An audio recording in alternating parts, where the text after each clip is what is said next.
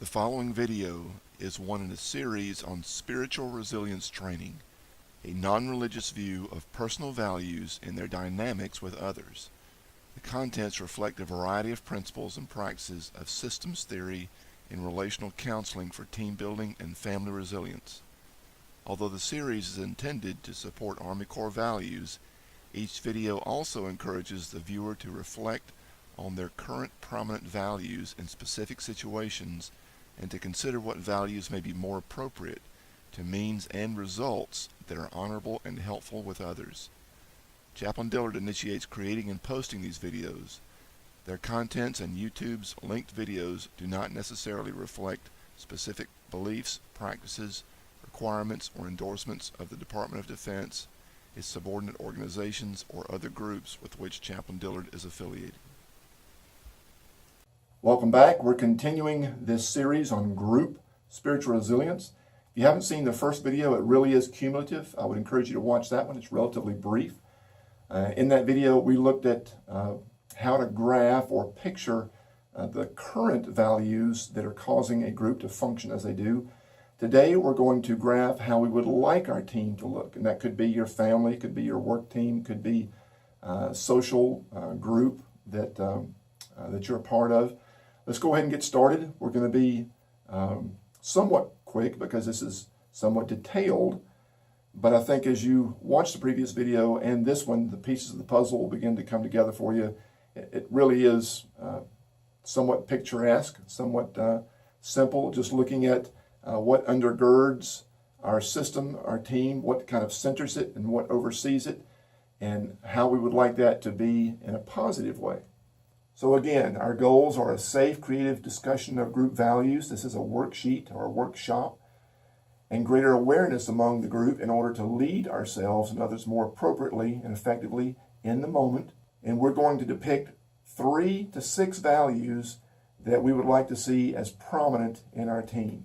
First, we're going to depict one of our team's most powerful values that we would like to see in our future. And I'm going to say that's the purpose of the team. Depending on whether this is your family, your office, your neighborhood, unless we determine the purpose for our team, somebody else is going to determine it for us. And it could be that somebody has determined it for us, and that is appropriate. We work for somebody, and they have told us what our purpose is. We can't make up our own purpose if somebody else has legitimately told us what the purpose of our team is. On the other hand, if we've just gotten married and we're having children soon and we don't know what the purpose of our family is, again, circumstances or feelings could drive that. And we need to define what our purpose is and let that center our team. Then we're going to depict 1 or 2 values that serve as the second most powerful function, again, centering, overseeing, or undergirding. And I'm going to say that in this particular team's case, leadership should oversee our team. Now, that might not be the most appropriate value for every type of group. If it's a social group, to have a leader of the social group might actually be counterproductive. It might turn into less than collegial. It might turn into something more black and white and mechanical than relational. Again, it depends on the nature of the team. But I'm thinking about one particular group I'm in, and I'm going to say that I think leadership should be second, purpose of the team first, but then we need people to help us move in that in the direction of that purpose. Lastly, to depict 1 or 2 in the least most powerful function. And for me, that's going to be individual and team excellence moving toward individual and team growth. Now, if you remember from the last video, we saw individual excellence as well, but moving toward promotion, that we are rising above our peers. And that may be appropriate in some situations, but I'm defining it as growth as opposed to promotion, because you may grow in place and not be promoted out of the group. You may grow in status and not feel above the group. Growth is different than promotion, and I'm not implying a financial raise or not, but growth in terms of bettering ourselves, and that may be reflected in many ways, but I think that would be more appropriate to the health of the team that I'm thinking of. And then supplemental to that, would be more flexibility and more communication that helps to center the group. And I've put those between the leadership and the foundational excellence and growth of the individuals and the team, because if we're going to grow as a team, we have to be somewhat flexible about how the members function, and we have to talk to each other for good communications. So in my mind, the way I'm thinking of this particular team to which I belong, this would be a good functioning group. Now, I went through that somewhat quickly, but I hope it makes sense to you.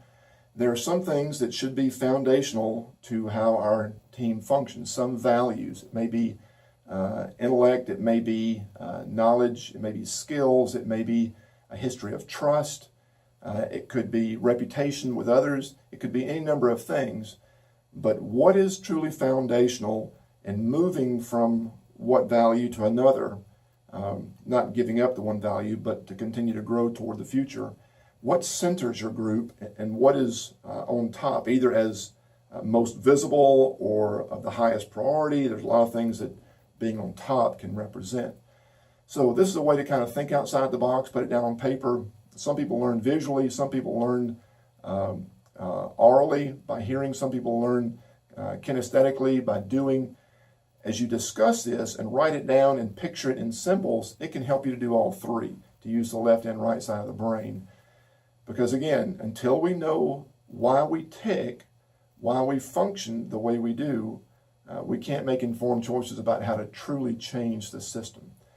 And next time we will take one of those values, and hopefully that's a first domino, that as that begins to fall, the old domino, the old value, there'll be a trickle effect of wanting to do away with the other things that are not helpful and honorable, and there'll be a building of a new system. Tune in next time as we take a look at that.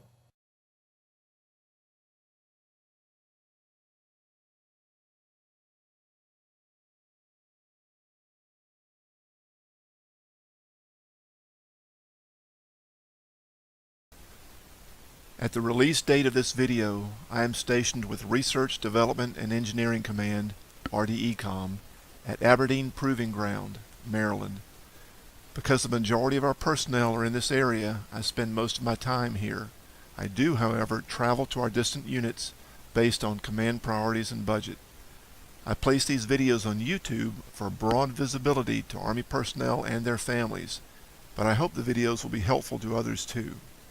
If you are assigned to RDECOM and want to request specific topics by video, training on site or by VTC, or confidential counseling on site or by secure webcam, you can contact me at jeffrey.d.dillard.mil@mail.mil.